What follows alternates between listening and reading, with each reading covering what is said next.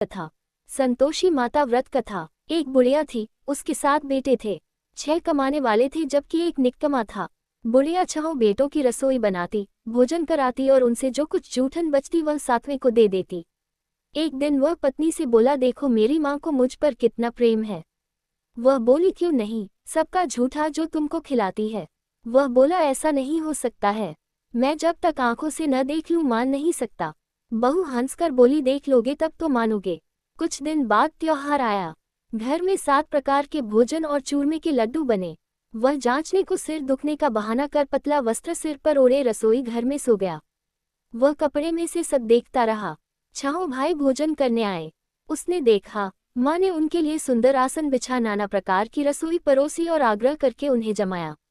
वह देखता रहा। 6 भोजन करके उठे तब माँ ने उनकी झूठी थालियों में से लड्डुओं के टुकड़े उठाकर एक लड्डू बनाया। जूठन साफ कर बुढ़िया माँ ने उसे पुकारा, बेटा 6 भाई भोजन कर गए, अब तू ही बाकी है, उठ तू कब खाएगा। वह कहने लगा, माँ मुझे भोजन नहीं करना, मैं अब परदेश जा रहा हूँ। माँ ने कहा, कल जाता हो तो आज चला जा। वह बोला, हाँ आज ही जा रहा हूँ।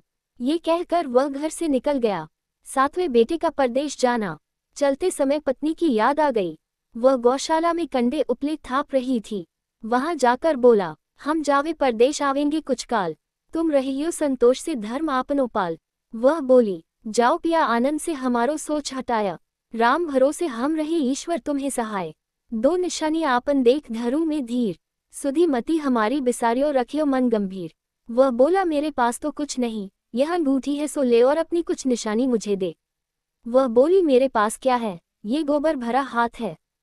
ये कहकर उसकी पीठ पर गोबर के हाथ की थाप मार दी। वह चल दिया। चलते चलते दूर देश पहुंचा। परदेश में नौकरी। वहां एक साहूकार की दुकान थी। वहां जाकर कहने लगा, भाई मुझे नौकरी पर रख लो। साहूकार को जरूरत थी, बोला रह जा। लड़के ने पूछा, तनख्वाह क्या दोगे। साहूकार ने कहा, काम देखकर दाम मिलेंगे। साहूकार की नौकरी मिली। वह सुबह 7 बजे से 10 बजे तक नौकरी बजाने लगा। कुछ दिनों में दुकान का सारा लेन देन, हिसाब किताब, ग्राहकों को माल बेचना सारा काम करने लगा। साहूकार के 7-8 नौकर थे, वे सब चक्कर खाने लगे, ये तो बहुत होशियार बन गया। सेठ ने भी काम देखा और 3 महीने में ही उसे आधे मुनाफे का हिस्सेदार बना लिया। वह कुछ वर्ष में ही नामी सेठ बन गया और मालिक सारा कारोबार उस पर छोड़कर चला गया। पति की अनुपस्थिति में सास का अत्याचार। इधर उसकी पत्नी को सास ससुर दुख देने लगे, सारी गृहस्थी का काम करा के उसे लकड़ी लेने जंगल में भेजते।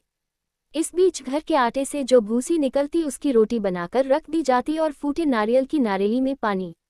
एक दिन वह लकड़ी लेने जा रही थी। रास्ते में बहुत सी स्त्रियां संतोषी माता का व्रत करती दिखाई दी। संतोषी माता का व्रत। वह वहां खड़ी होकर कथा सुनने लगी और पूछा, बहनों तुम किस देवता का व्रत करती हो और उसके करने से क्या फल मिलता है। यदि तुम इस व्रत का विधान मुझे समझा कर कहोगी तो मैं तुम्हारा बड़ा आसान मानूंगी। तब उनमें से एक स्त्री बोली, सुनो, ये संतोषी माता का व्रत है। इसके करने से निर्धनता, दरिद्रता का नाश होता है और जो कुछ मन में कामना हो सब संतोषी माता की कृपा से पूरी होती है। तब उसने उससे व्रत की विधि पूछी। संतोषी माता व्रत विधि। वह भक्तिनी स्त्री बोली, 1.25 आने का गुड़ चना लेना, इच्छा हो तो 5.25 आने का लेना या 1.25 रुपये का भी सहूलियत के अनुसार लाना। बिना परेशानी और श्रद्धा व प्रेम से जितना भी बन पड़े सवाया लेना। प्रत्येक शुक्रवार को निराहार रहकर कथा सुनना, इसके बीच क्रम टूटे नहीं, लगातार नियम पालन करना। सुनने वाला कोई न मिले तो घी का दीपक जला उसके आगे या जल के पात्र को सामने रखकर कथा कहना। जब कार्य सिद्ध न हो नियम का पालन करना और कार्य सिद्ध हो जाने पर व्रत का उद्यापन करना। 3 मास में माता फल पूरा करती है। यदि किसी के ग्रह खोटे भी हों तो भी माता वर्ष भर में कार्य सिद्ध करती है। फल सिद्ध होने पर उद्यापन करना चाहिए, बीच में नहीं। उद्यापन में 2.5 सेर आटे का खाजा तथा इसी परिमाण से खीर तथा चने का साग करना। 8 लड़कों को भोजन कराना। जहां तक मिले देवर जेठ भाई बंधु के हों, न मिले तो रिश्तेदारों और पास पड़ोसियों को बुलाना, उन्हें भोजन करा यथाशक्ति दक्षिणा दे माता का नियम पूरा करना। उस दिन घर में खटाई न खाना। ये सुन बुढ़िया के लड़के की बहू चल दी। व्रत का प्रण करना और माँ संतोषी का दर्शन देना। रास्ते में लकड़ी के बोझ को बेच दिया और उन पैसों से गुड़ चना ले माता के व्रत की तैयारी कर आगे चली और सामने मंदिर देखकर पूछने लगी, यह मंदिर किसका है। सब कहने लगे, संतोषी माता का मंदिर है। ये सुनकर माता के मंदिर में जाकर चरणों में लौटने लगी।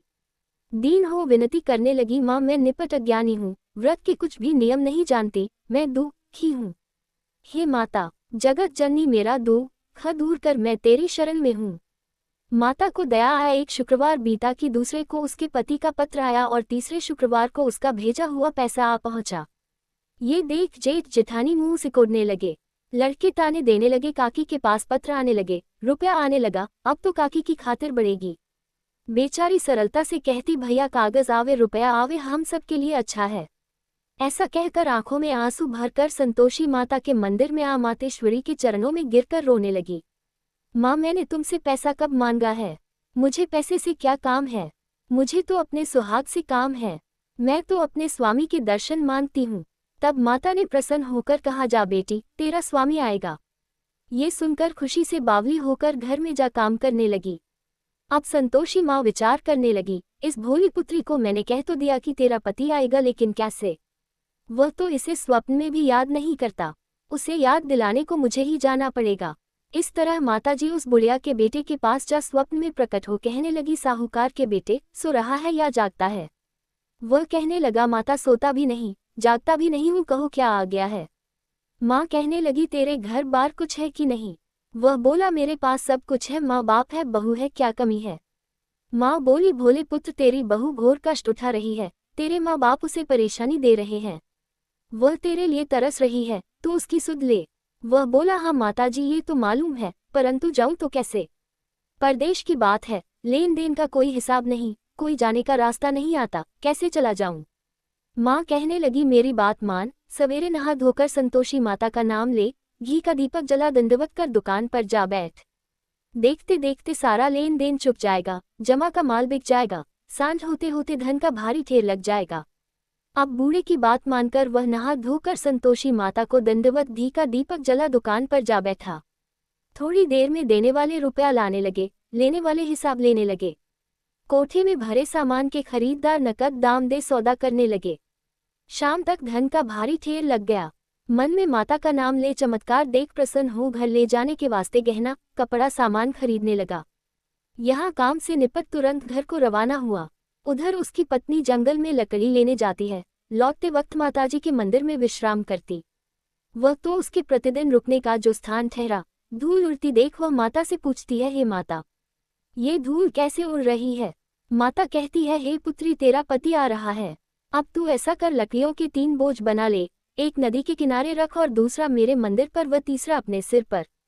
तेरे पति को लकड़ियों का गट्ठर देख मोह पैदा होगा, वह यहाँ रुकेगा, नाश्ता पानी खाकर माँ से मिलने जाएगा।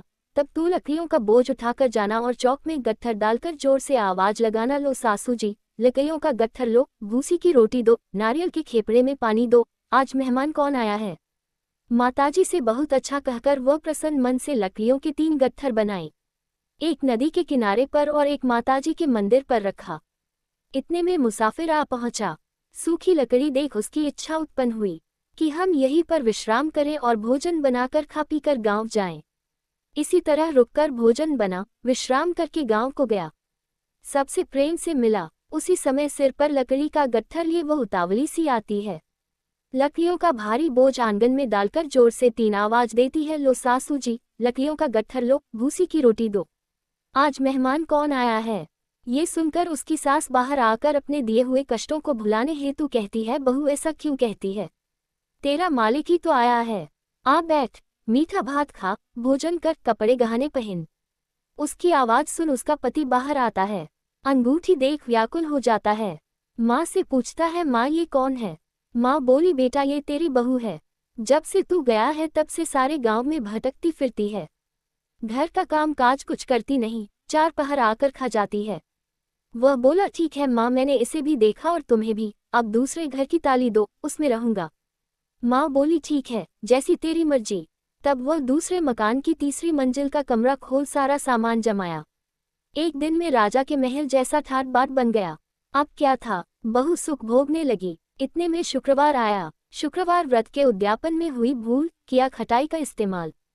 उसने पति से कहा, मुझे संतोषी माता के व्रत का उद्यापन करना है। पति बोला, खुशी से कर लो। वह उद्यापन की तैयारी करने लगी। जेठानी के लड़कों को भोजन के लिए कहने गई। उन्होंने मंजूर किया, परंतु पीछे से जेठानी ने अपने बच्चों को सिखाया, देखो भोजन के समय खटाई मांगना, जिससे उसका उद्यापन पूरा न हो। लड़के जीमने आए खीर खाना पेट भर खाया, परंतु बाद में खाते ही कहने लगे, हमें खटाई दो, खीर खाना हमको नहीं भाता, देखकर अरुचि होती है।